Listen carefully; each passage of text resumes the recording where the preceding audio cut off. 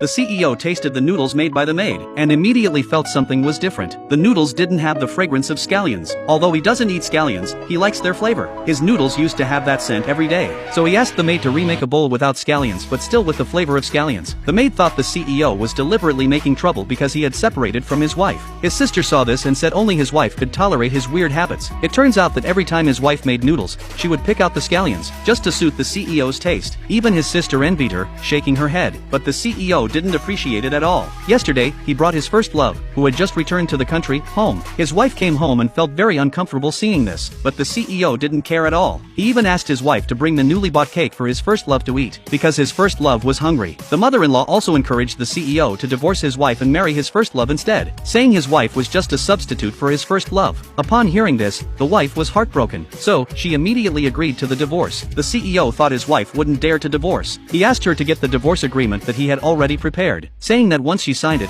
she could leave the house. To his surprise, she immediately went to get it. At this moment, his first love pretended to persuade the CEO, expressing guilt for causing the couple to fight over divorce right after her return. She planned to apologize to the woman. The mother-in-law, seeing how kind the first love was, said the woman had been clinging to the CEO for the past 4 years, so she predicted that in less than a minute, the woman would cry and come out begging the CEO not to divorce her. Sure enough, the next second, the woman threw the divorce agreement onto the table. The CEO laughed when he saw that her name wasn't on the document. He mistakenly thought she didn't dare to really divorce him. The woman explained that the divorce agreement stated she would get $1 billion commercial street, but she didn't see the transfer agreement. Realizing that his wife really wanted a divorce, the CEO got angry and took out the transfer agreement to sign it. Then he forced his wife to sign the divorce agreement and leave. The mother-in-law yelled at the woman, calling her an orphan, saying that for all these years, she had been living off the CEO. She told her if she didn't dare to sign, she shouldn't make a scene here, and that the Duan family wouldn't tolerate her bad temper. Hearing this, the wife signed the divorce agreement without hesitation. She threw her wedding ring in front of the CEO, and turned around, leaving the house without looking back.